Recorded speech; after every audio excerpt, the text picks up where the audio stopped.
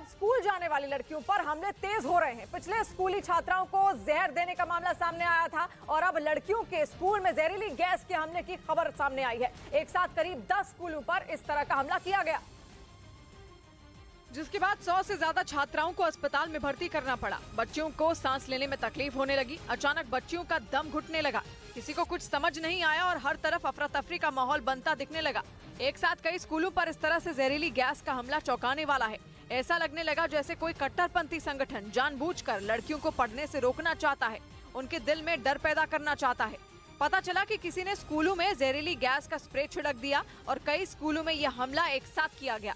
इसलिए आशंका जताई जाने लगी कि यह हमला एक सोची समझी साजिश के तहत अंजाम दिया गया। और ये आरोप इसलिए अहम है क्योंकि पिछले करीब 4 महीने से ईरान में महिलाओं को बराबरी के अधिकारों पर जंग छिड़ी हुई है। हिजाब के विरोध में तो वहां की जनता ने ऐसा आंदोलन किया था कि इस्लामिक रिपब्लिक की बुनियाद तक हिलती हुई दिखने लगी थी, जिसे काबू में करने के लिए ईरान की फौज तक को मोर्चे पर लगना पड़ा। इन आंदोलनों में स्कूली छात्राओं और कॉलेज की छात्राओं ने भी बढ़ चढ़कर हिस्सा लिया था। जहां तक कि सार्वजनिक जगहों पर बच्चियों ने हिजाब को जलाकर सरकार को सीधी चुनौती तक दी थी। माना जा रहा है कि अब सरकार के समर्थन वाले कट्टरपंथी संगठन ईरान की लड़कियों से बदला ले रहे हैं।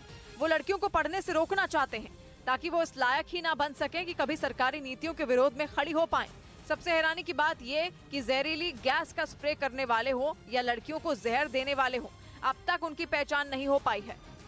इधर वाराणसी में यूपी एसटीएफ ने नकली दवा बनाकर बेचने वाले गिरोह के ठिकाने पर छापेमारी की, जिसमें करीब 7.5 करोड़ रुपए की नकली दवा जब्त की गई और 4.5 लाख रुपए कैश के साथ कुछ दस्तावेज बरामद करने का दावा किया गया। यही नहीं, गिरोह के सरगना को भी एसटीएफ ने धर दबोचा। आरोप है कि ये गिरोह वाराणसी और पास के दूसरे शहरों में नकली दवा की सप्लाई करता था।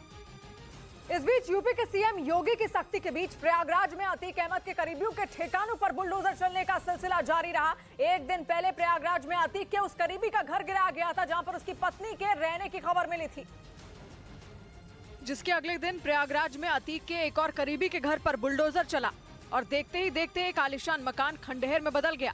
विधानसभा में योगी लगातार बता रहे हैं कि उमेश पाल हत्याकांड के आरोपी अतीक अहमद और उसके बेटे को वो पकड़कर ही दम लेंगे, जिसका नतीजा बाहर दिख रहा है क्योंकि अतीक के हर उस करीबी पर शिकंजा कसा जा रहा है जिसने उसके काले कारनामों में उसका साथ दिया। प्रयागराज में ऐसे लोगों की अच्छी खासी तादाद है। यहाँ पर लोग अतीक अहमद के नाम से ही कांपते थे। कोई अतीक अहमद को अपना चाचा बताता था। हालांकि ये लोग अतीक से कोई रिश्ता नहीं मान रहे। अतीक अहमद के परिवार से आपका ही नहीं। योगी के आदेश के बाद यूपी पुलिस अतीक अहमद के बेटे को ढूंढ रही है, जबकि वो अदालत में सरेंडर करना चाहता है। यानी वो लुका छुपी का खेल खेल रहा है, जिसे योगी समझ गए और इसीलिए उन्होंने बुलडोजर निकाला और प्रयागराज केस के आरोपियों पर चौतरफा शिकंजा कसना शुरू कर दिया।